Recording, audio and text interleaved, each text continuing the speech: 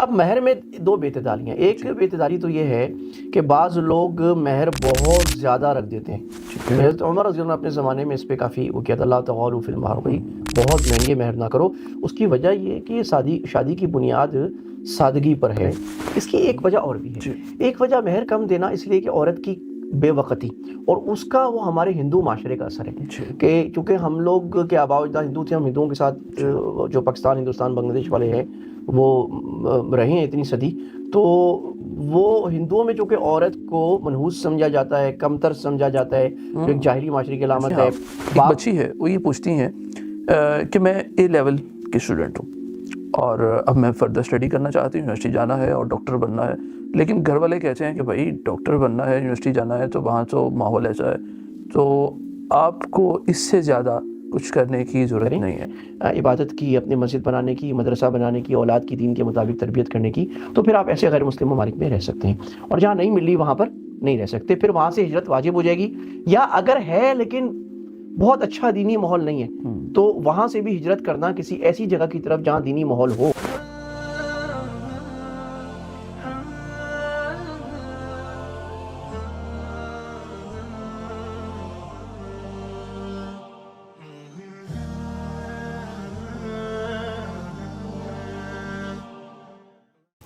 السلام علیکم ورحمۃ اللہ وبرکاتہ.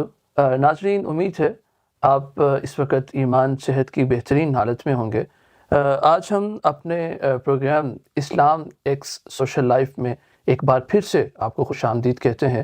اس سے پہلے ہماری فرسٹ ایپیسوڈ آپ لوگوں نے اسے سنا اور بہت سراہا، اور آپ ہی کے سوالات ایک بار پھر سے آپ کی خدمت میں لے کے ہم حاضر ہو چکے ہیں.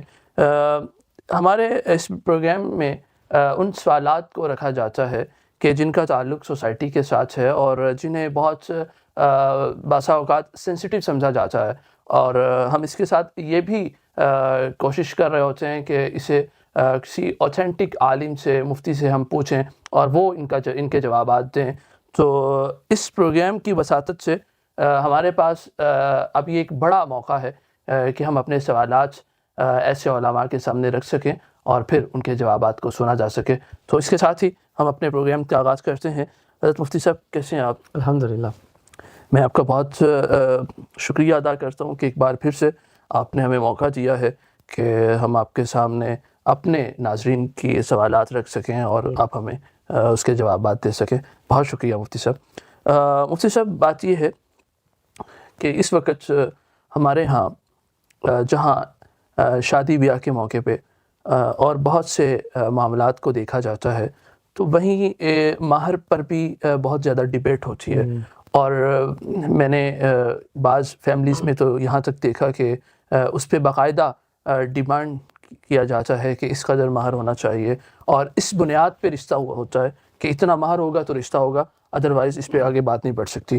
تو یہی بات ہے کہ ہمارے ایک ناظر ہیں، وہ سننے والے ہیں، ان کا یہ سوال ہے کہ کیا مہر جو شادی میں رکھا جاتا ہے اس کا کوئی اسپیسیفک اماؤنٹ ہے یا انلمیٹڈ ہے کہ کچھ بھی رکھا جا سکتا ہے؟ بسم اللہ الرحمن الرحیم، والصلاۃ والسلام علی نبینا محمد وعلی آلہ وصحبہ اجمعین. رب یسر ولا تعسر وانت خیر، رب اشرح لی صدری ویسر لی امری واحلل عقدۃ من قولی. آپ نے جو سوال اٹھایا ہے، جو پوچھا گیا ہے، یہ اصل میں معاملہ یہ ہے کہ ہم جب دین سے دور ہوئے ہیں تو دین کا جو اصل ایک تو ہوتا ہے مسائل، ایک ان مسائل کے پیچھے جو اس کی روح، اس کا فلسفہ، اس کا مزاج، وہ مزاج ہم نہیں سمجھ پا رہے. بعض دفعہ دین کو ہم ایسے لے لیتے ہیں جیسے کوئی رسومات اور ریچولز پورے کرنے ہیں، جیسے ہندو بھی ریچولز پورے کرتے ہیں اور عیسائی بھی پورے کرتے ہیں. الحمدللہ مسلمان جیسا بھی ہے وہ ان سب سے آگے بڑھ کر کرتا ہے، لیکن وہ مزاج نہ سمجھنے کی وجہ سے مسائل ہوتے ہیں. اور ایک مسئلہ جو ہمیں معاشرے میں نظر آتا ہے دین پر عمل کرنے کی وجہ پر جو لوگ کرتے ہیں، اس میں بے اعتدالی ہوتی ہے. یا تو لوگ رائٹ ہو جاتے ہیں یا لیفٹ ہو جاتے ہیں، کسی ایکسٹریمز پر ہوتے ہیں، یا تساہل پہ یا تشدد پہ. اب مہر کا معاملہ بھی ایسا ہی ہے. مہر شادی کا ایک اہم جز ہے، اور یہ دراصل اس عورت کی ایک قدر ہے جو اللہ تعالیٰ نے فرض کی ہے. اور قرآن میں اللہ نے بار بار اس مہر کا ذکر کیا. وَآتُوا النِّسَاءَ صَدُقَاتِهِنَّ نِحْلَةً. اللہ نے فرمایا کہ تم اپنی عورتوں کو خوشی خوشی مہر دیا کرو. اس کا مطلب ہے کہ ان معاشرے میں جہاں عورت پر ظلم کیا جاتا ہے، جو جاہلی عرب کا معاشرہ بھی تھا، اور آج ہمارے یہاں بھی بہت سارے علاقوں میں یہ وتیرہ ہے کہ عورت کو ایک بوجھ سمجھا جاتا ہے، اس پہ ظلم کیا جاتا ہے. تو وہاں لوگ یا تو مہر دیتے نہیں ہیں، دیتے ہیں تھوڑا دیتے ہیں، یا بہت ناخوشی سے کہ جیسے کوئی بھتہ دینا پڑ گیا ہے. اللہ فرما رہے ہیں کہ نہیں، خوشی خوشی دو، یہ اللہ کا حکم ہے اور اس سے نکاح کی پاکیزگی اور برکت ہے. اور پھر یہ بھی بتایا کہ بھی اگر طلاق ہو جائے تو کتنا نکاح دینا ہے، رخصتی سے پہلے طلاق ہو جائے تو ہی ان طلقتم النساء ما لم تفرضوهن فریضہ فنصف ما فرضتم، اللہ نے فرمایا پھر آدھا دو. یہ مختلف چیزیں ہیں. اسی طرح اگر تم طلاق دیتے ہو تو اس کے ساتھ ساتھ کچھ عورت کو تحفہ بھی دو، یعنی اچھے انداز سے رخصت کرو، یہ سارا ہے. اب مہر میں دو بے اعتدالیاں. ایک بے اعتدالی تو یہ ہے کہ بعض لوگ مہر بہت زیادہ رکھ دیتے ہیں. تو حضرت عمر رضی اللہ عنہ اپنے زمانے میں اس پہ کافی وہ کیا تھا، لا تغالوا فی المہر، بھائی بہت مہنگے مہر نہ کرو. اس کی وجہ یہ ہے کہ شادی کی بنیاد سادگی پر ہے. شادی جتنی سادی ہوگی اتنی برکت والی ہوگی. ایسرہ مؤونۃ حدیث میں آیا کہ جتنی سادی ہوگی اتنی برکت زیادہ ہوگی. جب آپ بہت زیادہ خرچہ کرتے ہیں اور پھر چونکہ ایک کرتا ہے اس کے دیکھا دیکھی دوسرا بھی کرے گا، پھر عورتیں کہیں گی وہ فلاں کا یہ ریٹ تھا، فلاں کا یہ ریٹ تھا، تو یہ معاشرے میں چل جاتا ہے، وہ ریٹ چلنے لگ جاتے ہیں. تو نکاح جو ہے وہ ایک رحمت کی بجائے ایک مشکل بندھن بن جاتا ہے کہ لوگ 10 سال پیسے جمع کرتے ہیں. اور بہت کم مہر، یہ بھی ہمارے بعض علاقوں میں ہے کہ مہر بہت کم دیتے ہیں وہاں، یعنی عورت کی ناقدری کرتے ہوئے. اب جو یہ سوال آیا ہے کہ کم سے کم مہر کتنا ہے، تو کم سے کم مہر احناف کے نزدیک، یعنی حنفی مسلک کے نزدیک جو وہ 10 درہم ہے. ٹھیک ہے. 10 درہم تقریباً آپ یہ سمجھ لیجئے کہ 30 کلو بن جاتا ہے چاندی. تو وہ آج کل کوئی بہت زیادہ اس کی وہ نہیں ہے، ویلیو نہیں ہے. ہاں ویلیو نہیں ہے، لیکن یہ کم سے کم ہے. لیکن اس کا مطلب یہ نہیں ہے کہ آپ کم سے کم دیں، بلکہ مطلب اصل میں یہ ہے کہ اس عورت کے خاندان میں جتنا مہر دیا جاتا ہے اور مرد کے خاندان میں جتنا دیا جاتا ہے اس کا برابر دیا جائے. اگر امیر خاندان میں ہے تو ان کے عزت کے مناسب دیا جائے. اور ایک اور چیز ہمارے یہاں مہر میں ہوتی ہے کہ مہر والدین رکھ لیتے ہیں. یہ مہر والدین کا نہیں ہے، اس عورت کا حق ہے، وہ جو چاہے کرے، جو مرضی عورت کرے. کے والدین رکھ لیتے ہیں. جی ہاں. جی. تو یہ اس عورت کی عزت کے لیے، اور یہ اس کے وہ جو چاہے استعمال کرے اللہ نے اس کے لیے، تاکہ اس کے پاس ایک اپنا گزارے کا ایک چیز ہو کہ اگر شوہر کا کبھی ہاتھ تنگ ہوتا ہے یا شوہر اس پہ جتاتا ہے تو اس مہر سے استعمال کر سکے. حضرت مفتی صاحب آپ نے بڑی مکمل بات کی ہے اس پہ. اچھا، اس میں ایک بات جو سوسائٹی میں بہت دیکھنے میں آتی ہے، شادیوں پہ ہمارے ہاں بہت زیادہ خرچہ ہوتا ہے اور ہم دیکھتے ہیں کہ بہت سی فضول چیزوں پہ لاکھوں روپے لٹایا جاتا ہے، بلکہ اب تو کروڑوں پہ بات چلی گئی نا. لیکن مہر جو جس کا تعلق اسلام کے ساتھ ہے، دین کے ساتھ ہے، اور رسول اللہ صلی اللہ علیہ وسلم نے اس کو انٹروڈیوس کروایا ہے، تو ہم یہ دیکھتے ہیں کہ جہاں لوگ اتنا زیادہ خرچ کر رہے ہوتے ہیں دوسری چیزوں پہ، وہیں بیوی کو مہر کے نام پہ کچھ دینے سے انکاری ہو جاتے ہیں اور کئی سال بیت جاتے ہیں. یوں لگتا ہے کہ جیسے ہمارے ہاں اہمیت نہیں ہے شاید. بڑی اہم بات کی، اور یہ بہت پریولنٹ میں دیکھتا ہوں. جتنے بھی نکاح میں نے دیکھے، آنا جانا ہوا، نکاح پڑھایا، نکاح میں بیان ہوا، بات ہوئی، سمجھ آیا، لوگوں نے سوال کیا، اس کی وجہ شریعت کی کم اہمیتی ہے. یعنی ہم نے نکاح کو اپنی معاشرتی بندھن یا معاشرتی سیلیبریشن سمجھ لیا ہے، شریعت کا حکم نہیں سمجھا. تو اب چونکہ معاشرتی بندھن کا تقاضا کیا ہے کہ میں دعوت میں بہت بڑا خرچہ کروں، 50 ڈشیں رکھوں، مہنگا ہال کروں، اس سے میرا نام بنتا ہے، یا میں ایک سو کالڈ بے عزتی سے بچنا چاہتا ہوں. لیکن جس چیز کو شریعت نے کہا ہے اس کی اہمیت نہیں ہو. میں تھوڑا بہت مہر مولوی صاحب 10,000 لکھ دو، چلو 50,000 لکھ دو. ارے بھائی شادی میں آپ نے، جیسے تو آپ بتا رہے ہو، 1 کروڑ کا خرچہ کر لیا اور کر رہے ہیں، ہم جانتے ہیں، ہم سب جانتے ہیں، اس سے اوپر کے خرچے ہو رہے ہیں. تو مہر میں آپ لاکھ روپے دے رہے ہیں، تو یہ تو تک نہیں بن رہا نا. تو جس چیز کا اللہ نے ناپسند کیا ہے وہاں آپ خرچہ زیادہ کر رہے ہیں. اس کی ایک وجہ اور بھی ہے. ایک وجہ مہر کم دینا اس لیے کہ عورت کی بے وقتی، اور اس کا وہ ہمارے ہندو معاشرے کا اثر ہے کہ چونکہ ہم لوگ کے آباء و اجداد ہندو تھے، ہم ہندوؤں کے ساتھ جو پاکستان، ہندوستان، بنگلہ دیش والے ہیں وہ رہے ہیں اتنی صدی، تو وہ ہندوؤں میں چونکہ عورت کو منحوس سمجھا جاتا ہے، کمتر سمجھا جاتا ہے، جو ایک جاہلی معاشرے کی علامت ہے. باپ پر بوجھ سمجھا جاتا ہے، سارا خرچہ لڑکی والوں پر ڈالا جاتا ہے، دعوتیں. اسی طرح آپ دیکھو کہ ہمارے یہاں لڑکے والا جو ولیمہ کرتے ہیں اس میں تھوڑے لوگ ہوتے ہیں، لڑکی والے جو نکاح کرتے ہیں وہ اصل بڑی دعوت ہوتی ہے، اس میں زیادہ لوگ ہوتے ہیں. بھائی تو الٹا ہے، لڑکی والوں پر دعوت تو ہے ہی نہیں، شریعت میں سنت تو نہیں، ٹھیک ہے جائز ہوگی، لیکن اصل سنت تو لڑکے والے پر ہے. تو یہ سارے پیمانوں کا خراب ہو جانے کا مطلب دین کی اہمیت کم ہونا. اور اگر کسی کے اندر ہے تو یہ اہمیت نہیں ہے کہ میں ہر باب کا علم سمجھ کے کروں. نکاح کا بھی ایک بہت بڑا علم ہے. تو یہ اس پروگرام کے حوالے سے بھی ہم یہ بات کر رہے ہیں کہ بھئی نماز روزہ اپنی جگہ، نماز روزے کے مسائل بہت اہم ہیں، لیکن اسلام تو پورا طریقہ حیات ہے اور اس کے مسائل ہے جو ہمیں سمجھنے کی، اللہ رسول کا مزاج سمجھنے کی ضرورت ہے. مفتی صاحب، کہنا آپ یہ چاہتے ہیں کہ جیسے نماز، روزہ، حج، زکوٰۃ، یہ اس کا اسلام سے بڑا گہرا تعلق ہے. اسی طرح نکاح کا بھی بڑا گہرا تعلق ہے. جیسے ایک آدمی حج پہ جانے سے پہلے کوشش کرتا ہے کہ وہ حج کو سیکھ لے, تو آپ یہ فرما رہے ہیں کہ وہ نکاح سے پہلے ایک بار نکاح کرنا اور پھر نکاح کے اس رشتے کو چلانا, اس کو بھی سیکھ لے. بالکل سیکھ لیں. اور بدقسمتی سے اگر ہم ایک سروے کریں, آپ بھی امام ہیں ماشاءاللہ, آپ کا بھی لوگوں سے تعلق ہے, اور بھی ہمارے جتنے ساتھی ہوتے ہیں, اس معاملے میں لوگ نہیں پوچھتے, اور نہیں پوچھتے تو یہ کوئی گڈا گڈی کا کھیل تو ہے نہیں, پوری زندگی کا بندہ نا. اگر آپ غور فرماؤ کہ نماز میں ہمیں دن میں کتنا وقت لگتا ہے, الحمدللہ ایک نمازی آدمی ہے, جماعت سے پڑھتا ہے, 2 گھنٹے میں اس کی ساری نمازیں ہو جاتی ہیں, مسجد میں پڑھتا ہوں. لیکن نکاح کے تعلق میں میاں بیوی کا آپس کا تعلق کتنے گھنٹے گزرتے ہیں روزانہ, اور کتنے مختلف قسم کے اور زندگی کے ہر معاملے کا تعلق میاں بیوی کے تعلق کے اچھے ہونے سے. شاہ ولی اللہ رحمہ اللہ بھی فرماتے ہیں سارے ماں, اگر شادی شدہ زندگی شریعت کے مطابق ہوگی تو باہر بھی کام اچھے ہوں گے, گھر میں جھگڑے ہوں گے سنت کے خلاف ہوگا تو باہر مسئلہ. اس کو لوگ سیکھتے نہیں. میرے پاس بھی لوگ آ جائیں کہ جی مجھ سے نکاح پڑھا دیں, اور زیادہ سے نوجوان آئے تھے کہ جی مولوی صاحب پہلی رات کیسے گزارنی, کیا دعائیں پڑھنی, یہ خبر ہے. ارے بھائی 40 سال کی زندگی کیسے گزارنی ہے. پھر جب جھگڑا ہوتا ہے پھر بعض لوگ آتے ہیں کہ یار اب تو جھگڑا ہو گیا, اور جھگڑا بھی بالکل آخر وقت تک پہنچ گیا ہوتا ہے. تو یہ اس کا دین ہمیں سمجھنا کی ضرورت ہے, مسائل بھی اور اس کے جو فرائض واجبات بھی, کہ مرد کے کیا حقوق ہے عورت کے, اور اگر اختلاف ہو جائے جو کہ بڑا نیچرل ہے, ہوگا ہی ہوگا میاں بیوی کا, تو اس میں کیا کرنا ہے, اور ایک خوبصورت زندگی, اور اللہ کے نبی کی اس میں کیا سنت ہے. آپ کے علم میں میری اس پر ایک کتاب بھی ہے, محبت کی 5 زبانیں قرآن و سنت کے لیے.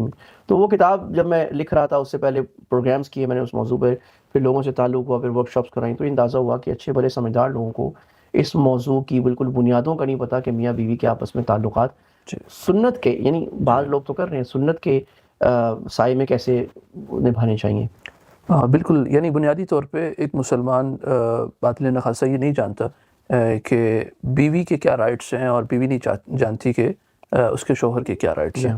تو خیر مفتی صاحب, ایک اور ہمارا سوال ہے, اور جنہوں نے یہ سوال کیا ہے وہ ہمارے دینی جو مزاج کے لوگ ہیں, اور ہماری جو فیملیز ہیں, بلکہ میں یوں کہوں کہ جو ہماری فیملیز ہیں, کیونکہ ہمارا الحمدللہ خود اپنا تعلق ایک دینی گھرانوں سے ہے اور دینی مزاج رکھنے والے لوگ ہیں, یہ پوچھتے ہیں کہ ہمارے ہاں ایک بچی ہے, وہ یہ پوچھتی ہیں کہ میں اے لیول کی اسٹوڈنٹ ہوں, اور اب میں فردر اسٹڈی کرنا چاہتی ہوں, یونیورسٹی جانا ہے اور ڈاکٹر بننا ہے, لیکن گھر والے کہتے ہیں کہ بھائی ڈاکٹر بننا ہے, یونیورسٹی جانا ہے, تو وہاں تو ماحول ایسا ہے, تو آپ کو اس سے زیادہ کچھ کرنے کی ضرورت نہیں ہے. تو بچیوں کی تعلیم کے بارے میں کیا کہتے ہیں؟ بہت نازک اور اہم سوال آپ نے چھیڑا ہے, جو اس وقت میں ایک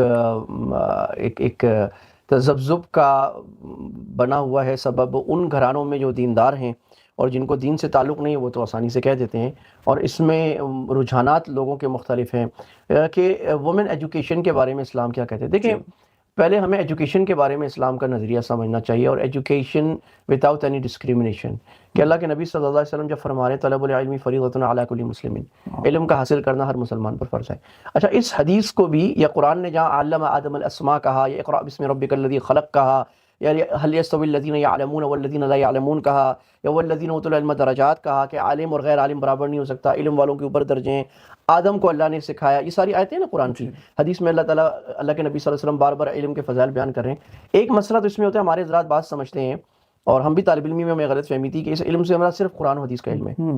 حالانکہ بعد میں جب ہم نے اپنی علمی کتابیں پڑھیں, دینی کتابیں, اور علماء کو پڑھا, اور تاریخ کے سارے علماء کو اور تاریخیں پڑھیں, تو پتہ لگا یہ تو بالکل غلط بات ہے. اور امام علامہ شامی, جو آج فقہ حنفی میں جن کی بک سب سے اتھارٹی سمجھی جاتی ہے, بارگاہ کوئی مفتی اس سے مستغنی نہیں, ہر مفتی کے فتوے میں اس کا حوالہ ضرور ہوتا ہے. علامہ شامی رحمہ اللہ تعالیٰ اصل میں نقل کرتے ہیں پرانے مفتیان کرام کی مستند باتیں. تو انہوں نے اپنے مقدمہ شامی میں لکھا ہے کہ ہر وہ علم جس کی قوم کو ضرورت ہوتی ہو, اس کا پڑھنا پڑھانا فرض کفایہ ہے. پہلا اصول سمجھ گئے؟ یعنی انجینئرنگ کی قوم کو ضرورت ہے کہ نہیں؟ کوئی قوم زندہ رہ سکتی انجینئرنگ کے بغیر؟ یعنی زندہ کا مطلب ہے ختم ہو جائے گی نا. میڈیکل, اسی طرح میڈیسن, اسی طرح کیمسٹری, اسی طرح بایولوجی, اسی طرح آرکیٹیکچر, اسی طرح مینجمنٹ, آپ اسی طرح ساری فیلڈز لے لیں, اس کی قوم کو ضرورت ہے. Technology, I T, computer science, ہر چیز کی ضرورت ہے. یہاں تک کہ صفائی کا علم, یہاں تک کہ ایگریکلچر کا علم, یہاں تک کہ سویریج کا, گٹر کا علم, اگر وہ یہ سارے ضروری ہیں. تو علامہ شامی رحمہ اللہ نے مثالیں بھی دی, یہی ہندسہ, طب وغیرہ, انجینئرنگ, فزکس, کہ یہ فرض کفایہ ہے. اگر امت میں جتنے لوگوں کی ضرورت ہے کسی ملک میں, وہ نہیں پیدا کر رہے اچھے ہنرمند تو وہ گناہ گار ہیں. تو یہ سارے علم ضروری ہیں. اللہ کے نبی صلی اللہ علیہ وسلم نے لینگویج سیکھی، سکھائی، حرب کا علم سکھایا، جنگ کا علم سکھایا. امت نے chemistry, physics, science, agriculture, astronomy یہ ہم مسلمانوں نے ایجاد کیے. اب اس اصول پر آپ یہ سمجھیں کہ کیا خواتین کو ڈاکٹر کی ضرورت ہوتی ہے کہ نہیں ہوتی؟ ہوتی ہے، سیدھی بات ہے. یہ آرگیومنٹ پیش میں اس کو ایلیبریٹ کرنا چاہتا ہوں. بالکل ایسے جب ضرورت ہوتی ہے اور ایسی جگہ بھی ضرورت ہوتی ہے جہاں خواتین کا ہونا ضروری ہوتا ہے، مثلا گائنی ہے یا اب جنرل بھی چیزیں ہیں، اس میں بعض دفعہ خاتون اپنے وہ چاہتی ہے کوئی عورت مجھے دیکھے، ایک خاص طور پہ ہماری حجاب والی خاتون. تو اس میں اگر آپ خواتین کو نہیں پڑھائیں گے تو وہ چند خواتین کو آپ کہہ رہے ہیں کہ معاشرے کی 0.10% خواتین اتنی ڈاکٹر بنیں گے، وہ بھی نہ بنیں. اس کے نتیجے میں جو 90% خواتین ہیں جن کو اسپتال جانا پڑے گا وہ مردوں سے دیکھیں. اچھا، اس پر ایک صاحب نے مجھے بڑی دلچسپ بات کہی جو اس کے حامی تھے کہ نہیں، خواتین کو بالکل نہیں پڑھانا چاہیے. اور ہم جانتے ہیں آج ایک ملک بھی چند ایسے ہیں جو شریعت کا اتنا سخت ورژن اس وقت نافذ کیے ہوئے ہیں جس سے امت کو متنفر کیا جا رہا ہے. اور یہ کوئی نئی بات نہیں ہے، تاریخ میں ایسے سخت ورژن نافذ کرنے والے لوگ آج بھی بوکو حرام صومالیہ میں ہے، اور سوڈان میں بھی ایسے لوگ آئے ہیں جو یہ باتیں کرتے ہیں، اور جگہوں پہ بھی ہیں. ٹھیک ہے، اور یہ شریعت کے بالکل خلاف ہے، امت کی تاریخ کے بالکل خلاف ہے. بالکل ٹھیک ہے. اچھا، اب بات یہ ہے کہ انہوں نے کہا کہ جناب بات یہ، ہم تو اپنی عورتوں کو نہیں پڑھائیں گے میڈیکل. جو غیر مسلم یا بے دین لوگ میڈیکل پڑھا رہے ہیں نا، ان کی عورتیں ہمیں عورتوں کو دیکھ لیں گی. میں نے کہا تو بہت زبردست بات ہوگی بھائی. آپ تو پھر میڈیسن بھی نہیں پڑھائیں، آپ انجینئرنگ بھی نہیں پڑھائیں، پھر آپ یہ رونا نہ روئیں کہ ہمارا سارا علم کافروں نے لے لیا اور آج وہ کر رہے ہیں اور ان کا علم ہمارے بچے پڑھنے میں مصروف ہیں، انہوں نے اپنی سیکولر باتیں ڈالی ہیں. تو لہٰذا ہمیں پڑھانے کی ضرورت ہے. اس کی ایک بات ہوئی ہو گئی کہ ہمارے. دوسری بات یہ ہے کہ اگر آپ امت کی تاریخ دیکھو تو خواتین عالمات کی ایک بہت بڑی تعداد ہے. ہمارے ایک بہت بڑے عالم ہیں اس وقت ماشاء اللہ حیات ہیں، مولانا اکرم ندوی صاحب دعوت برکاتہ. ان کو مولانا ابو الحسن ندوی رحمہ اللہ تعالیٰ نے آکسفورڈ بھیجا تھا، اور وہ آکسفورڈ پڑھے اور اس کے بعد آکسفورڈ کے اسلامک ڈپارٹمنٹ کے ڈین رہے. بڑے متصلب آدمی ہیں. انہوں نے کتاب لکھنا شروع کی عالم اسلام کی، یعنی مسلم علماء خواتین عالمات. اور وہ کہتے ہیں خود، میں کتاب لکھتے لکھتے 10,000 تو میں نے جمع کر لی. پھر ایک بڑے عالم انہوں نے مجھے ملے، انہوں نے کہا بھائی یہ اس کو بس یہیں روک دو، چھاپ دو، اور ورنہ یہ تو سلسلہ لامتناہی چلتا رہے گا. آپ اندازہ کریں کہ 10,000 عالمات انہوں نے تاریخ اسلامی کی جمع کی ہیں. اور عالمات سے مراد اگین قرآن کی، حدیث کی، فقہ کی، انجینئرنگ کی، میڈیسن کی، طب کی، سب کی. اور خواتین جراحی میں اور نرسنگ میں اللہ کے نبی صلی اللہ علیہ وسلم کے زمانے سے خواتین نرسنگ کرتی تھیں. ٹھیک ہے. اور اچھا، وہ کتاب ان کی 43 والیومز میں آئی ہوئی ہے اکرم ندوی صاحب کی. تو یہ اس اور بھی کام ہوئے ہیں خواتین انسائکلوپیڈیا پہ. پھر ہم اماں عائشہ رضی اللہ عنہا کا اسوہ ہمارے سامنے، عالمہ خواتین. ام سلمہ رضی اللہ عنہا مدبرہ خواتین. آگے ازواج مطہرات اور پھر صحابیات میں، پھر امت میں ہمارے بدائع الصنائع اور بڑی بڑی فقیہات اماں ہماری گزری ہیں اور عالمات گزری ہیں. تو سو دا وومن ایجوکیشن عالم اسلام کے گولڈن ایج میں کبھی بھی اس کو حرام اس طرح نہیں کہا گیا. معاشروں نے سلطنت عثمانیہ میں، ہندوستان کے اندر سلطنت مغلیہ میں، بنو امیہ کی سلطنت میں عالم خواتین ہاں ایک حجاب ایک طریقے میں رہی ہیں. تو خواتین کے لیے علم حاصل کرنا تو یہ اسی طرح ضروری سے مردوں کے لیے. اب یہ بات آ گئی کہ جہاں ایک مسئلہ ہمارے پاس آ گیا ہے مخلوط یونیورسٹیز کا. اب ظاہر ہے کہ مخلوط تعلیم اسلام میں بالکل درست نہیں ہے، اور اسلام کے مزاج کے سراسر خلاف ہے. کیونکہ جب مخلوط تعلیم ہوتی ہے، اور یہاں اس وقت UK میں یہ ریسرچ ہے کہ جو اسکول اور کالجز الگ چل رہے ہیں سیگریگیٹڈ، یہاں لڑکیاں الگ لڑکے، ان کے گریڈز ہائی ہیں. یہ ان کی ریسرچ ہے. اور یہ دنیا میں ثابت ہے کہ یونیورسٹیاں اس لیے بنائی جا رہی ہیں جب مخلوط ہو رہی ہے تو وہ لڑکے لڑکیاں کسی اور کام میں مشغول ہیں، ان کا فوکس بھی ختم ہو رہا ہے. یہ بات تو صحیح اور فتنہ ہے سارا. لیکن مسئلہ ایک اور شریعت کا اصول ہے حاجت کا، کہ جس چیز کی حاجت اور ضرورت ہو وہاں شریعت گنجائش دیتی ہے، اور اس کو رفع الحرج کہتے ہیں. اور یہ پورا بڑا قاعدہ قرآن میں جگہ جگہ ہے. ما جعل علیکم فی الدین من حرج، اللہ تعالیٰ نے فرمایا دین میں حرج نہیں رکھا. اسی وجہ سے وضو نہ ہو تو تیمم کیا جاتا ہے. یہ سارے یعنی یہ قاعدہ ہے، فقہی قاعدہ، ایک فقہ اسلامی کا اسلامک پرنسپل ہے. اس قاعدے میں اصل تو یہ ہے کہ مسلمان اپنے میڈیکل کالجز بنائیں جس میں فل سیگریگیشن یا کم از کم سیمی سیگریگیشن ہو. سیمی سیگریگیشن کا مطلب کہ اسٹوڈنٹس الگ بیٹھے ہوں، لڑکیاں الگ. اگر آپ کے پاس لیکچررز اتنے نہیں مل رہے تو آپ لیکچرر سیم رکھ لیں جو بھی آئے اور اس کو الگ کر لیں. اور سعودی عرب میں اور جگہوں میں چلتا رہا ایسا نظام. لیکن اب چونکہ ہمارے پاس اتنے کمپیٹنٹ وومن ڈاکٹر نہیں ہیں، یا اتنے دینی مزاج کے ادارے اور لوگ نہیں ہیں جو اسلامک میڈیکل یونیورسٹی یا یونیورسٹی بنا سکے تو ہم نہیں بنا پا رہے. لیکن ہمیں کچھ وقت انہی مخلوط یونیورسٹیز میں، اور علماء نے حدود بتائیں کہ خاتون حجاب کرے، اپنا نقاب کرے، اور الحمدللہ ایک بڑی تعداد ماشاءاللہ وومن ڈاکٹرز کی، نرسز کی ایسی ہے جنہوں نے اپنے حجاب نقاب میں پاکستان کیا، یو ایس یو کے میں پڑھا ہے، اور ماشاءاللہ اپنا حجاب نقاب برقرار رکھا ہے. ان حدود میں ایک مختصر تعداد کو پڑھنا پڑے گا، اور ہدف یہی ہونا چاہیے کہ اپنی یونیورسٹیز پر. ایون کہ ہم نے یہاں انگلینڈ میں اپنی یونیورسٹی میں اپنی کلاس میں اپنی ایسی بہنوں کو دیکھا کہ جو مکمل ایک کمپلیٹ حجاب میں آتی ہیں اور بہت باپردہ رہ کے وہ یہاں تعلیم حاصل کر رہی ہیں. تو اس سے پتہ یہ چلتا ہے کہ اگر انگلینڈ میں یہاں کی یونیورسٹی میں آپ ایک مکمل حجاب کے ساتھ تعلیم حاصل کر سکتی ہیں، اور یہاں کی بے پردگی اور یہاں کا مخلوط ماحول ایک رکاوٹ نہیں ہے، ایک بیریئر نہیں ہے، تو اس کا مطلب یہ ہے کہ ہم اسے پاکستان میں بھی سارٹ آؤٹ کر سکتے ہیں. بالکل کر سکتے ہیں، لیکن یہ ہم یاد رکھیں آئیڈیل صورتحال نہیں ہے. دوسری بات یہ ہے کہ ہم تربیت کیا کر رہے ہیں. اگر ہم نے بچے کی تربیت اچھی کی ہے، یہ ایک الگ موضوع ہے، تو انشاءاللہ وہ کہیں بھی جا کے اپنا حجاب، اپنی عزت کو، اگر ہماری تربیت خراب ہے تو پھر ہم الزام ڈالیں اس نے خراب کر دیا، اس نے خراب کر دیا. مفتی صاحب اس پہ ایک بڑی بات جو آپ نے کی ہے بچوں کی تعلیم پہ، میں چونکہ انگلینڈ میں یہیں پہ ہم اب بھی یہاں ہیں، اور تو ہمارا لوگوں سے انٹریکشن رہتی ہے، تو میرے پاس لوگ آ کے ایک بڑا یعنی ان کے پاس ایک بڑی بات یہ ہوتی ہے کہ مولانا ہمارے بچے ہمارے ہاتھوں سے نکل گئے، ہمارے بچے ہماری نہیں سنتے، ہمارے بچے یہاں کے کالجز اور یہاں کی یونیورسٹیز کے ماحول میں اس قدر آگے چلے گئے ہیں کہ اب ہمارے ہاتھوں میں نہیں ہے. تو مجھے اس کی ایک بڑی وجہ مفتی صاحب معذرت کے ساتھ یہی سمجھ میں آتی ہے کہ کیونکہ پیرنٹس ایجوکیٹڈ نہیں ہیں، اور بچہ 8 سال 10 سال تک تو ماں سے مانوس ہی بڑا رہتا ہے، اس کو سب سے زیادہ مانوسیت ماں سے ہوتی ہے. تو دنیا کی کوئی درسگاہ اس پہ اس کا اتنا امپیکٹ نہیں ہو سکتا جتنا ماں کی درسگاہ کا ہوتا ہے. تو اگر ماں ایجوکیٹڈ ہو تو وہ آج کے اس انوائرمنٹ سے بچے کو بچا بھی سکتی ہے، اور وہ کیپیبل ہوگی کہ وہ اپنے بچوں کا چیک اینڈ بیلنس بھی رکھے. ورنہ ماں اگر ایجوکیٹڈ نہیں ہے تو اس کے لیے تو آج بچوں کے لیے یہ دیکھنا بھی مشکل ہے کہ آج بچہ ہمارا کچھ پڑھ کے بھی آئے یا نہیں. تو یہ تھوڑا سا اس پہ میرا خیال اہم بات ہے نا. نپولین کا مشہور مقولہ تھا کہ مجھے اچھی مائیں دے دو میں تمہیں اچھی قوم دوں گا، اور ہمارے اسلام میں تو یہ بات سب سے زیادہ اہم ہے. نپولین کو ہم کیا کریں کہ ہمارے ہاں دیکھیں نا، عورت کو فارغ کیا ہوا ہے بچوں کی تربیت کے لیے اللہ نے. ہم مغربی نظام کا انکار کرتے ہیں، اس کو غلط سمجھتے ہیں کہ جہاں مرد بھی نکل جائے عورت بھی کمائی کے لیے. تو عورت گھر میں بیٹھ کے کیا کرے گی؟ صرف کھانا تو نہیں بنائیے نا، بالکل وہ بچوں کی تربیت اور ان کو اچھا کمال کا انسان بنانا ہے. اب وہ 21ویں صدی کا کمال کا انسان کیسے بنائے گی جب وہ خود 21ویں صدی کو نہیں سمجھ رہی؟ اور یہ بہت عام مشاہدہ ہے کہ جن گھروں میں خواتین کی تعلیم خود نہیں ہوتی وہاں اولاد اتنی باشعور نہیں نکلتی، اور جہاں خواتین کی تعلیم ہوتی ہے وہ فتنوں سے بھی بچاتے ہیں. وہ اپنی بچے کو آج یہاں پر مکتب لے جا رہی ہے، کل درس قرآن پہ وہاں لے جا رہی ہے، کبھی باکسنگ سکھانے لے جا رہی ہے، کبھی نشید سکھانے لے جا رہی ہے. اس کو ایک فکر ہے، وہ گھر میں خود انبیاء کی کہانیاں سنا رہی ہے، وہ زمانے کا کوئی سوال بچی لے کے آ رہا ہے اس کو سمجھا رہی ہے.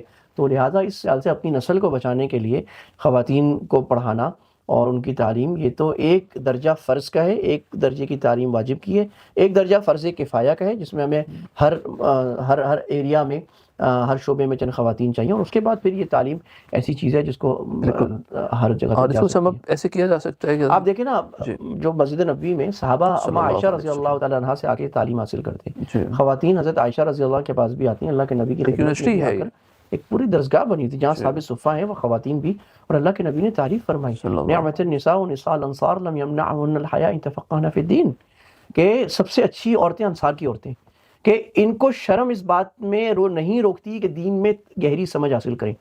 اس کا مطلب وہ شرم، آپ سمجھیں، وہ شرم جو کسی حکومت نے بنا دی ہے اسلام کے نام پر یا کسی خود نے بنا دی ہے، جو علم سے روکتی ہے، وہ شرم، اس شرم کا دین سے کوئی تعلق نہیں ہے. وہ شرم کسی کی اپنے کلچر کی بنائی ہوئی، معاشرے کی، یا ان کا جو اپنا مزاج ہے عورتوں کو دبا کر رکھنے کا، مارتے رہنے کرنے کا، اس کو اپنے دبدبے کو برقرار رکھنے کے لیے انہوں نے دین کو عنوان بنا دیا ہے. بالکل مفتی صاحب اس پہ اتنا بھرپور آپ نے اس پہ جواب اس کو دیا ہے، اور اس سوال کو، اور اس پہ بہت ساری بات ہو گئی ہے ماشاءاللہ. اور اس پہ میں جو آپ کی بات سمجھ پایا ہوں وہ یہ ہے کہ آج کی سب سے بڑی ضرورت بچوں کی تعلیم کے ساتھ ایسے ادارے بنانا ہے کہ جن میں بچوں کو تعلیم بھی دی جا سکے، بچوں کو بھی اور آج کے فتنوں سے بھی محفوظ رکھا جا سکے. تو اللہ ایسی ضرورت پوری کر دے تو نور علی نور الحمدللہ. ہے. دیکھیں نا، اگر آپ بات ہی نہیں چلائیں گے، پابندی لگا دیں گے تو ہوگا کیا؟ جب بات چلی تو اب ماشاءاللہ پوری دنیا میں، پاکستان میں بھی ایسے، بلکہ باہر ملکوں میں بھی ایسے اسکول بننا شروع ہو گئے جو صرف لڑکیوں کے ہیں. یعنی وہ ایئر 5 ایئر 6 سے جی لڑکیوں کو الگ کر دیتے ہیں. تو شعور ہوا تو نظام بھی بنے گا نا. بنے گا. جی اچھا مفتی صاحب، اب ہمارا جو ایک سوال ہے وہ بالکل اس سے یہ جو سمجھیں کہ ہٹ کے ہے. ہمارے ایک کاروباری بھائی ہیں، تاجر بھائی ہیں، وہ یہ کہتے ہیں کہ میں وطن عزیز پاکستان میں کاروبار کرتا ہوں اور وہاں پہ ٹیکس پیڈ ہوں، لیکن ہم ان کی یعنی ان کا سوال یہ ہے کہ ہمارے ہی بہت سارے کاروباری بھائی اور تاجر برادری وہ ٹیکس نہیں پے کرتی، اور یہ کہتی ہے کہ ہمارا ٹیکس تو کرپشن میں چلا جاتا ہے، ہمارا ٹیکس تو پولیٹیشنز کی جیبوں میں جاتا ہے، تو ہم کس لیے اپنے ٹیکس پہ، اپنے مال پہ ڈاکہ ڈال لیتے ہیں. تو یہ کہہ کے وہ ٹیکس سے جان چھڑا لیتے ہیں. کیا ایسے جان چھڑائی جا سکتی ہے؟ اصل میں اس مسئلے میں کنفیوژن کہاں سے پیدا ہوا؟ دیکھیں، کنفیوژن 2-3 جگہ سے پیدا ہوا. پہلا کنفیوژن یہ پیدا ہوا کہ حدیث میں ایک لفظ آیا صاحب المکس. صاحب المکس کے بارے میں اللہ کے نبی صلی اللہ علیہ وسلم نے بڑی وعیدیں سنائیں کہ وہ جہنم میں ہیں اور وہ جنت کی خوشبو بھی نہیں سونگے گا، اور اس کی توبہ، اس کے اعمال قبول نہیں ہیں. تو لوگ صاحب المکس کو سمجھ گئے کہ یہ ٹیکس ہے. ہاں، کیونکہ وہی بات جو ابھی ہم نے کی نا کہ تعلیم جو نہیں ہے، تو شریعت کے کسی مسئلے کو سمجھنے کے لیے ضروری ہے کہ آپ قرآن حدیث کو بھی مضبوطی سمجھیں اور آج کی اصطلاحات کو اور آج کے عرف کو سمجھیں، تاکہ آپ کو پتہ لگے کہ قرآن حدیث آج کے زمانے میں لیونگ کیا ہمیں رہنمائی کر رہا ہے. تو وہ مکس اس زمانے میں صاحب المکس وہ ہوتا تھا جو ظالمانہ طور پر کسی جگہ کھڑا ہو جاتا تھا شہر میں، اور جو لوگ سامان لے کے آتے تھے کہتے ہیں مجھے پیسے نکالو، گویا کہ بھتہ. وہ بھتہ خور تھا. ٹیکس جو ہے نا، یہ ریالٹی ہے ماڈرن ویلفیئر اسٹیٹس کی، یا ماڈرن کیپٹل اسٹیٹس کی، یا ڈیموکریٹک اسٹیٹس جب سے آئی ہیں. اور بلکہ یہاں سے نہیں، میں اس کو اگر قدیم فقہ میں لے جاؤں، سلطنت عثمانیہ کا زمانہ، سلطنت عباسیہ اموی کا، اس زمانے میں فقہ کی کتابوں میں ملتا ہے کہ جو امام ہوتا ہے یعنی حاکم ہوتا ہے، وہ عوام سے کسی وجہ سے کچھ پیسے وصول کر سکتا ہے. مثال کے طور پر انہوں نے کہا کہ حکومت اسلامی کو جنگ کی ضرورت ہے اور جنگ کے لیے پیسے نہیں ہیں، تو انہوں نے یہ بھی لکھا ہے کہ امیر سے 12 درہم لے گا، درمیانے آدمی سے 4 درہم، اور اس سے نیچے والے سے 2 درہم، اور جو اس سے بھی کم کمائی کرتا ہے اس سے کچھ نہیں لے گا. یعنی پوری تعین کی ہے. قنطرہ لکھا ہے، مثال پلے بنانے کی ضرورت ہے، یتیم کا مسئلہ ہے، غریبوں کا مسئلہ زیادہ ہے، مائگریشن ہو گئی ہے، ہنگامی حالات آ گئے، تو حاکم لوگوں سے پیسے ان کے مال کے تناسب سے لے سکتا ہے. اب یہ چونکہ یہ پروگرام اس کا وقت نہیں، لیکن اس کی پوری تفصیل علمی مقالوں میں آ گئی ہے کہ عالم اسلام میں اب نام ٹیکس نہیں تھا، ایک نیا نام ہے. آپ کچھ بھی نام، جعل نام رکھ لیں، آپ رزق نام رکھ لیں، کہ وہ امیروں سے لیا جاتا تھا. اور یہ اصل میں اس زکوٰۃ کے فلسفے کے اندر ہی داخل ہے جو اللہ کے نبی صلی اللہ علیہ وسلم نے فرمایا تھا، تؤخذ من اغنیائہم وتنفق الی فقرائہم، کہ زکوٰۃ کا فلسفہ یا کسی بھی صدقات، زکوٰۃ، صدقۃ فطر وغیرہ جتنے بھی کفارے اور یہ ان سب کا فلسفہ ہے کہ امیروں سے لیا جائے، غریبوں کو دیا جائے. تو یہ بھی امیروں سے لے کر غریبوں کو دیا جائے. مسئلہ یہ ہوا ویلفیئر اسٹیٹ کے آنے کے بعد کہ بہت سارے وہ کام حکومتوں نے کرنے شروع کر دیے جو پہلے زمانے میں حکومتیں نہیں کرتی تھی. پہلے زمانے میں حکومتیں، ان کا کام صرف دفاع ہوتا تھا. ٹھیک ہے، دیوار بنائیں گے، فوج رکھیں گے، باقی کام آزاد چھوڑیں گے، یا کوئی تھوڑے سے رول بنا دیں گے تجارت کے، زراعت کے، سڑکوں کو اتنی ضرورت نہیں ہوتی تھی، لوگ اپنی گھوڑا گاڑیاں لگائیں گے، اپنی منڈی لگائیں گے. جب ویلفیئر اسٹیٹ بنی تو اس میں کانسیپٹ یہ آیا کہ بہت سارے نئے کام حکومت کے ذمے ہو گئے. ٹھیک ہے، مثال کے طور پہ سیکیورٹی تو ہے ہی ہے، اس کے ساتھ ڈیمز بنانا، اس کے ساتھ پلز بنانا، اس کے ساتھ روڈوں کا یعنی پورا جو کمیونیکیشن اسٹرکچر ہے یہ بنانا، پھر کمیونیکیشن میں جو بات کرنا، آپ کے فون، آپ کی ساری چیزیں، پھر پورٹس کا بنانا، شپس کا بنانا، اس کے لیے سسٹم رکھنا، پھر 50-100 قسم کے ڈپارٹمنٹس بنانا، ڈاک سے لے کر، داخلہ سے لے کر، خارجہ سے لے کر، واٹر مینجمنٹ سے لے کر انٹرنیٹ مینجمنٹ، اور یہ پھر ڈفرینٹ ٹائپ آف پروٹیکشنز، پھر یہ بہت سارے کام حکومت کو کرنے لگے جن کا مقصد عوام کی بہبود ہے. تو گویا کہ حکومت ہماری ملازم ہے، نام بھی یہی ہے، سیول سرونٹ کہتے ہیں ہم. کیا کہتے ہیں؟ یعنی اگرچہ وہ چودھری بنا ہوتا ہے ہمارے اوپر آج کل، لیکن ہوتا وہ سیول سرونٹ ہے. اور ہمیں کہنا بھی چاہیے کہ سیول سرونٹ ہمیں چودھری بنے کہ بھائی آپ ہمارے قوم کے ملازم ہیں، ہم آپ کو تنخواہ دے رہے ہیں، تو قوم تنخواہ دے رہی ہے ان کو. اور یہ ایسے ہی ہے کہ آپ اپنے گھر میں چوکیدار رکھ لیں، باورچی رکھ لیں، یا بہت high grade I T expert اپنی کمپنی میں رکھ لیں، تو آپ اس کو تنخواہ دیں گے کہ نہیں گے؟ تو حکومت نے جو رکھے ہوئے ہیں ان کو آپ تنخواہ دے رہے ہیں. تو گویا کہ یہ ہو گیا اجارے کا، امپلائمنٹ کا عقد شریعت کے لحاظ سے، اور یہ جائز ہے. روڈ ٹیکس بھی آپ اس لیے دے رہے ہیں کہ بھئی آپ روڈ ٹیکس نہیں دیں گے تو گاڑی کیسے چلے گی. اب معاملہ یہ ہے کہ جب اجارے کا عقد ہے تو اس میں بات مشکل تو نہیں ہو رہی، یعنی امپلائمنٹ ہے، ٹھیک ہے نا. اگر میں گھر میں اکاؤنٹنٹ رکھ لوں اپنی کمپنی میں اور اکاؤنٹنٹ کام نہ کرے اور مہینے کے آخر میں آ جائے اور مجھے کہے کہ صاحب میری تنخواہ، تو میں بولوں گا کیڑی غلطی تنخواہ بھائی. یا میں بولوں کہ بھائی تو 8 گھنٹے کی ڈیوٹی ہوتی تھی، تو 4 گھنٹے کام کرتا تھا، 4 گھنٹے تو سوتا رہتا تھا، میں تو نوٹ کیا ہوا ہے، تو میں 4 گھنٹے کی دوں گا 8 گھنٹے. تو بعض جو لوگ کہتے ہیں نا کہ ٹیکس کیوں دیں، اس میں ایک وجہ تو غلط ہے جو میں نے بتائی کہ اس کو صاحب المقص سمجھتے ہیں اور کہتے ہیں پہلے عالم اسلام میں ٹیکس نہیں ہوتا تھا. وہ بات غلط ہے. پہلے حکومت وہ کام نہیں کرتی تھی جو آج کرنے پڑے، اس لحاظ سے ٹیکس ضروری ہے کیونکہ حکومت وہ کام کری ہے. لیکن بہت سارے لوگ جو جسٹیفائی کرتے ہیں وہ کہتے ہیں یار بات یہ ہے، اگر آپ ملیشیا میں بیٹھے ہو، ٹرکی میں بیٹھے ہو، انگلینڈ میں بیٹھے ہو، کسی بھی اور ترقی یافتہ مسلمان غیر مسلم ملک میں بیٹھے ہو، وہاں آپ ٹیکس دے رہے ہو، آپ کے اوپر لگ بھی رہا ہے. اس ملک میں جہاں بیٹھے ہیں یہاں ٹیکس کا 40% علاج پر لگتا ہے، 25 سے 30% ایجوکیشن پہ لگتا ہے، باقی بھی بہبود پینشنز پہ لگتا ہے، جب کوئی ریٹائر ہو جاتا ہے اس کو دینے پہ لگتا ہے. وہ کہتے ہیں بھائی ہمارا کہاں لگتا ہے، نہ ہمیں علاج ملتا ہے، نہ ہمیں وہ جو علاج ہے نام کا ہے، نہ ہمیں کچھ ایجوکیشن ملتی ہے جو کھولیں حکومت کے اسکول کسی کام کے نہیں ہے، نہ انفراسٹرکچر ٹھیک ہے کچھ. یہ ساری چیزیں ان کی آتی ہیں تو وہ یہ کہتے ہیں. لیکن میں یہ سمجھتا ہوں کہ یہ بات عمومی طور پر اکثر لوگ کے لیے غلط ہے، اس لیے کہ یہ مثال وہی ہے کہ مرغی پہلے پیدا ہوئی انڈا. بات یہ ہے کہ آپ ٹیکس دینا شروع کریں گے اچھا تو اچھے لوگ آئیں گے اور کام ہونا شروع ہوگا. اور ہم نے دیکھا پاکستان کے بہت سے صوبوں میں یا بعض شہروں میں بہت اچھا کام ہو گیا ماشاءاللہ. تو اگر آپ روک کے بیٹھ جائیں گے تو پھر تو نہیں جائے گا. تو یہ وہ تفصیل ہے جو ٹیکس کی ہے. باقی ایک اور بات اس زمانے میں علماء نے بہت کثرت سے لکھی ہے کہ بہت ساری حکومتیں ظالمانہ ٹیکس لگاتی ہیں، اور یہ کوئی نئی بات نہیں. پرانا ہندوستان کے ہندوؤں کے وہ لگاتے تھے، لگان لگاتے تھے، اور عیسائی لگاتے تھے، اپنے محلات کو چرچز کو بھرتے تھے سونے سے. تو حکومت اگر کوئی ناجائز ٹیکس لگا رہی ہے، اور ناجائز ٹیکس لگانے کا مطلب ہے کہ اس فیلڈ کے ایکسپرٹس، یعنی میرے آپ کے کہنے سے نہیں، اس فیلڈ کے ایکسپرٹس جو دنیا کے ہیں، فائنینشیل ایکسپرٹ جو ٹیکس میں ایکسپرٹس ہیں، وہ یہ کہتے ہیں کہ یہ ٹیکس جو ہے دس از ناٹ جسٹیفائڈ، یا تو اس کی کلیکشن جسٹیفائڈ نہیں ہے، یا ڈسپرسمنٹ جو اس کو لگایا جا رہا ہے وہ جسٹیفائڈ نہیں ہے. تو پھر یہ ایک سوال اٹھے گا. تو یہاں ایک بڑا سوال یعنی لوگوں کے لیے یہ ہے کہ بھئی آپ ٹیکس نیٹ میں آئیں دیں، حکومت کے لیے کہ بھئی آپ اگر ایسا کرو گے تو کون آئے گا. یہ آپ جو حرکتیں کر رہے ہیں، شاہ خرچیاں کر رہے ہیں، ٹیکس پر کروڑوں اربوں اڑائے جا رہے ہیں اپنے مزوں میں اور شاہ خرچیوں میں اور کرپشن میں، اور ایک ایک آدمی کی کرپشن ارب کی پکڑی جا رہی ہے، تو لوگ تو پھر خوشی سے نہیں دیں گے نا ٹیکس آپ کو. اور مجھے یاد آ رہا تھا، میں آج اپنے بیٹے کو بتا رہا تھا کہ قائد اعظم رحمہ اللہ تعالیٰ جب آئے تھے حکومت میں اور پہلی کیبنٹ کی میٹنگ تھی، تو ان کے جو سیکرٹری تھے انہوں نے پوچھا سر وہ چائے کا انتظام، چائے کے ساتھ چائے بسکٹ ہوتے کر دیں جتنے وزیر آ رہے ہیں. تو قائد اعظم نے بڑی حیرانی سے نا ایسے انجان بن کے پوچھا اچھا کیوں ان کے گھر میں چائے نہیں ملتی. تو ایک وہ معیار تھا جو اصل میں دور فاروقی کا معیار ہے کہ یہ پیسہ تو عوام کا ہے، یہ آپ کی چائے پہ کیوں لگے گا.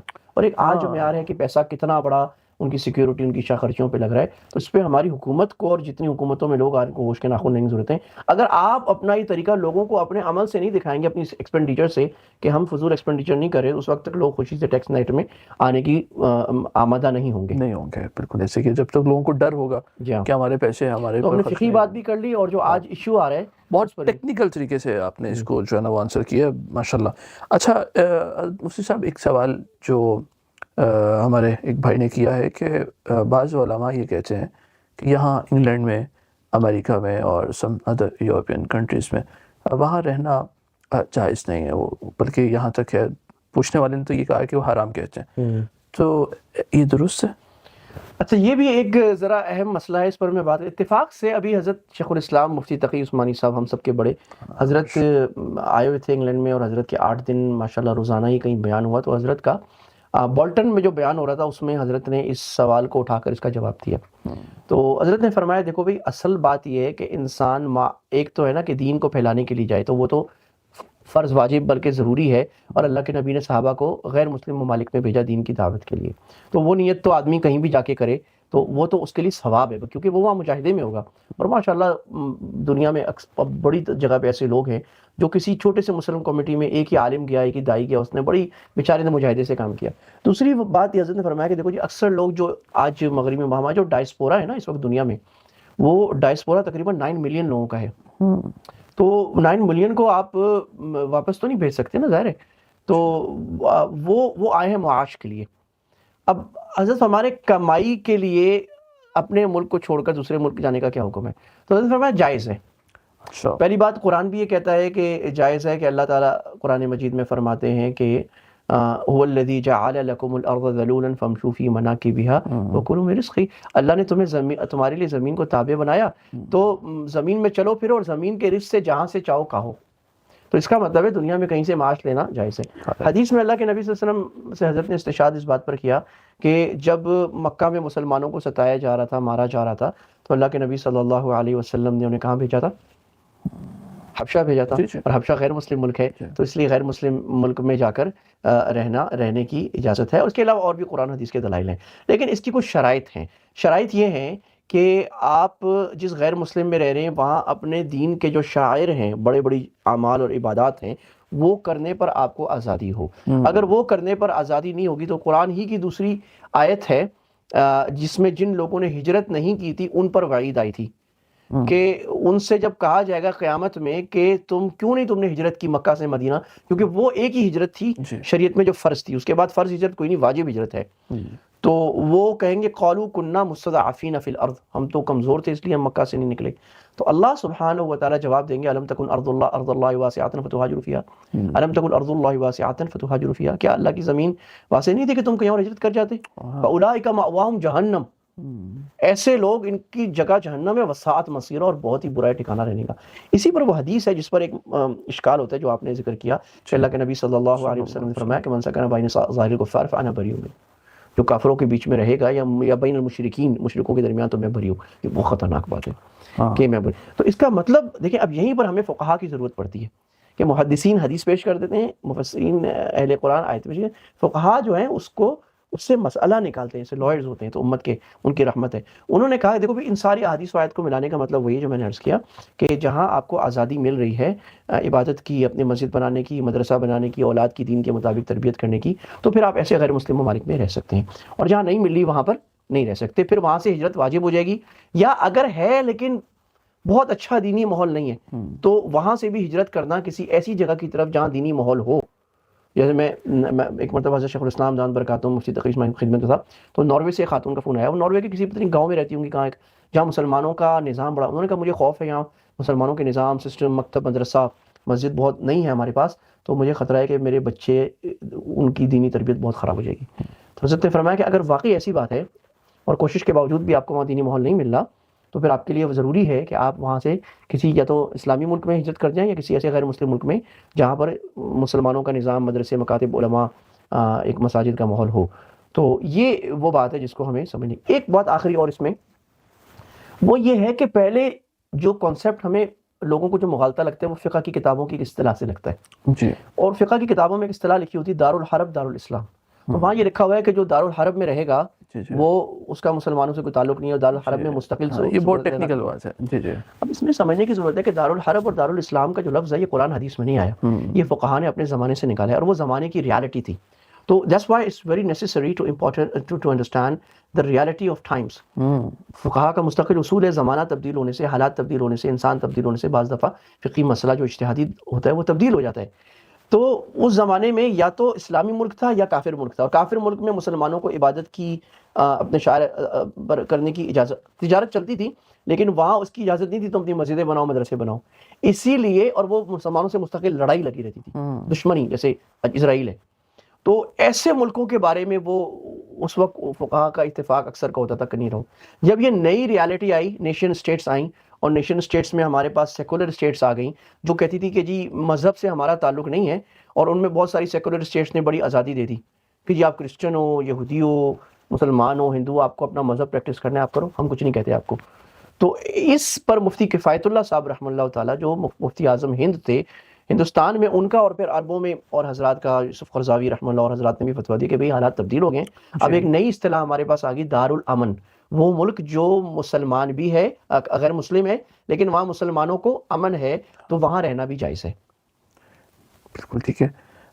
مفتی صاحب اس کے ساتھ ہمارا ایک آخری سوال جو ہمارے ناظرین ہیں ان میں سے ہمارے ایک بھائی ہیں، انہوں نے پوچھا ہے کہ آپ نے یہاں تو بہت زیادہ دیکھا ہوگا کہ لوگ اپنے باڈی پہ ٹیٹوز بناتے ہیں، تو یہ بہت کامن ہے یہاں پہ، اور پاکستان میں بھی ہم نے یونیورسٹیز میں دیکھا تھا کہ کچھ ایسے وہ لڑکے ہوتے تھے کہ وہ جو ہے نا وہ انہوں نے بازو پہ بنایا ہوتا. اور یہاں تو اسلام میں اور دین میں اس کی شرعی حیثیت کیا ہے؟ اور یہ بہت کامن چیز ہے جو اس وقت دنیا میں بڑی واضح، کیونکہ غیر مسلم، ہر دوسرا غیر مسلم جو ہمیں ان غیر مسلم ممالک میں ملتا ہے اب وہ ٹیٹو بنائے. پہلے تو یہ ہوتا تھا بدماش لوگ بناتے تھے، اب یہ ہو گیا کہ بدماش کی بات نہیں، بدماش ذرا بدماشی قسم کا بناتا ہے، وہ آگ بنا لیتا ہے، کتا بنا لیتا ہے، شیر بنا لیتا ہے، سانپ بنا لیتا ہے، اور جو ذرا اپنے آپ کو شریف کہتے ہیں وہ پھول بنا لیتے ہیں. تو یعنی ابھی اس کی علامت نہیں رہا، اور گردن پہ، ہاتھ پہ، ٹانگ پہ، ہر جگہ بنائے ہوتے ہیں.